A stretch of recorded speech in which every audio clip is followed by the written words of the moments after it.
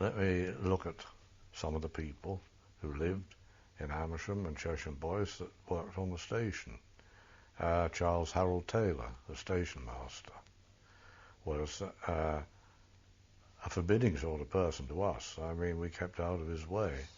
But I also got to know one of the signalmen, Hector Radcliffe, and Hector's wife worked on Hill Avenue in later years at Bennett's, I think it was, shoe shop. I believe that was the name. And then we learned the elements, or I particularly did the elements of working a signal box. I used to pull the levers and ring the code bells under the direction of Hector, of course. But the point was that I could only go there on Mr. Taylor's half day because he'd soon turn me out of the signal box, so he never was given that opportunity.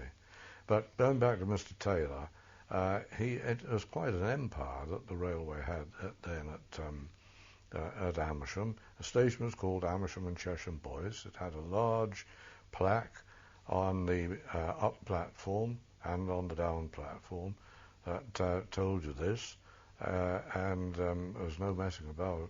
It was definitely Amersham and Cheshire Boys until the war, and then the names were taken off altogether, and when they were reinstated, it was just, I think, just Amersham, although I was away from here by that time. Now, the station master, he was the boss. Then you had the booking clerks, and they were all personalities who lived here. Tom Druce, chief booking clerk, very good to me, a man, a shortish man with curly hair, a very dignified manner, and he was the boss. And behind the window, the booking office window, there were desks, and he normally didn't issue tickets himself. He looked after all the clerical work for the station master. He was, I think, as well, the station master's chief clerk.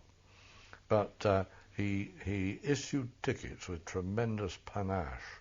You would ask for a ticket to Marylebone, shall we say, and he would lick his finger, and then he'd put his hand into a whole rack of tickets, and he would pull one out with his finger from the bottom of the pile, and then with a sort of flick of his wrist, he would put it in I think it was called the Edmondson's ticket punching machine, date punching machine or something like that. I'm sure Edmondson was the name.